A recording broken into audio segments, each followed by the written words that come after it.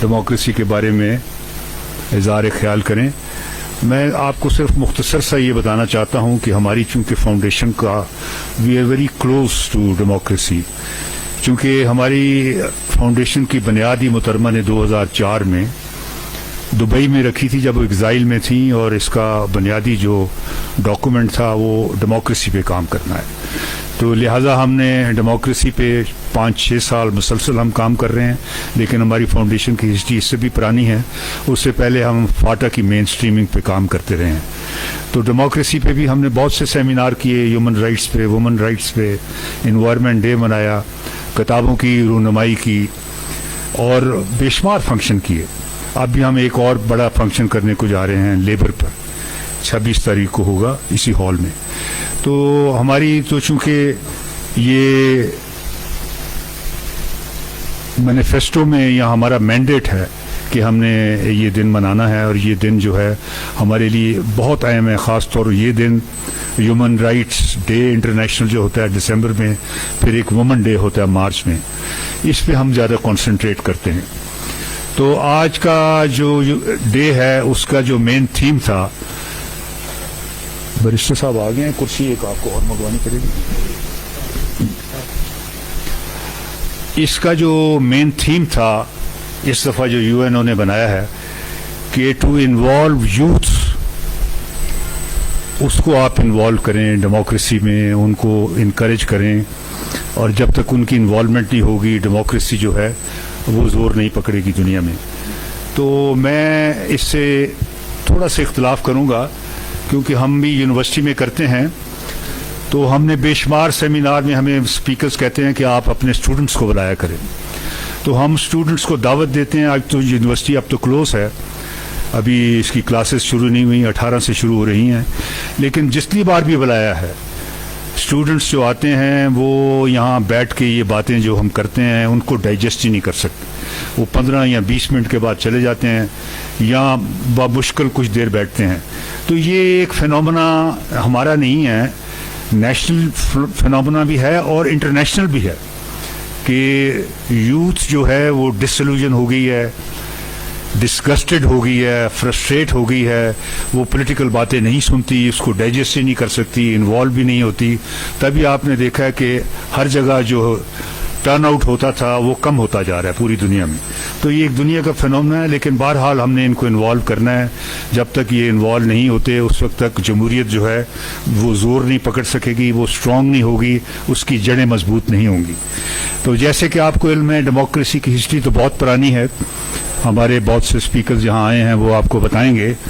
ये तो क्राइस्ट से भी पहले की है, सोक्रेटिस, अरिस्टोटल, प्लाटो के ज़माने में भी एथेंस सिटी स्टेट हुआ करते थे, वहाँ भी वन मैन वन वोट का कॉन्सेप्ट आया था। फिर बाद में बड़ी तारीखें चलती रहीं, मैग्ना कार्टा हुआ, ग्लोरियस रेवोल्यूशन आया बरतानिया में, फिर फ्रांस का रेवोल्यूशन आया, अमेरिका का रेवोल्यूशन आया। तो ये सारे एक स्टेप्स थे जो डेमोक्रेसी की तरफ वे फॉरवर्ड होते गए। लेकिन मैं एक किताब पढ़ी थी मैंने 15-16 साल पहले, फरीद ज़करिया की। उसने कहा था कि 1901 में the liberal democracies of the world, liberal and illiberal democracies of the world, उसमें उसने लिखा था कि 1901 में पूरी दुनिया में कोई ऐसा मुल्क भी नहीं था जिसको सही मानों में हम जमहूरियत करार दे सके। जमहूरियत जो है आहिस्ता आहिस्ता आई। बरतानिया जो मदर ऑफ डेमोक्रेसी कहलाता है, जिसके अदारे बड़े मजबूत हैं, वहाँ भी ख़वातीन को जो वोट देने का हक़ है वो बड़ी देर के बाद मिला।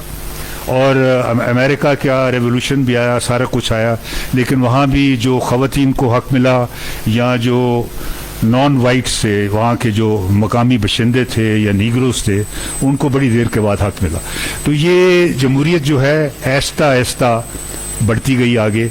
लेकिन 19वीं और 20वीं सदी के दरमियान, 20वीं सदी के शुरू तक बहुत से ममालिक में जमहूरियत आ गई, और पहली जंग अज़ीम के बाद तो बड़ी तेज़ी से आई, यूरोप में भी आई, बहुत से मुल्कों में आई। और फिर दूसरी जंग अज़ीम के बाद भी जब ہٹلر ہارا, فاشزم کو شکست فاش ہوئی, تو پھر ڈیموکریسی نے ایک بہت زور پکڑا. اور پھر ایک ایسا وقت بھی آیا جب سوویت یونین کلیپس کر گیا, کولڈ وار کا خاتمہ ہوا اور بہت سے ممالک آزاد ہوئے.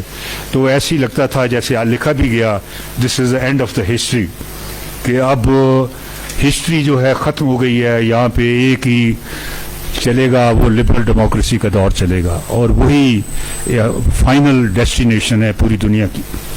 لیکن اس کے بعد پھر 2001, 2, 4, 5 میں ایک ڈکلائن بھی آیا, اور بڑی تیزی سے ممالک جو ہیں نا وہ آٹوکریسی کی طرف گئے اور جاتے رہے. اب بھی جو ہے ریشو بڑی ملتی جلتی ہے, اور پوری دنیا میں کوئی تو کہتے ہیں کہ democracy is on the decline, اب ڈیموکریسی نیچے جا رہی ہے, ہائیبرڈ دور آ رہا ہے, لبرل ڈیموکریسیز جو ہیں وہ آگے جا رہی ہیں, آٹوکریسی کی جیت ہو رہی ہے, یہ باتیں ہیں. لیکن ابھی تک جو پولیٹیکل سائنٹسٹ ہیں, اینالسٹ ہیں, اس میں بٹے ہوئے ہیں کہ آیا یہ دور جو ہے, فائنل دور جو ہے, ڈیموکریسی ڈکلائن کا ہے یا ڈیموکریسی پھر دوبارہ ریسٹور ہو رہی ہے. لیکن اچھی خبریں بھی آئی ہیں. ٹرمپ کے بعد پھر یورپ میں بھی بہت سے فاشسٹ ہارے, بورس جانسن بھی چلا گیا.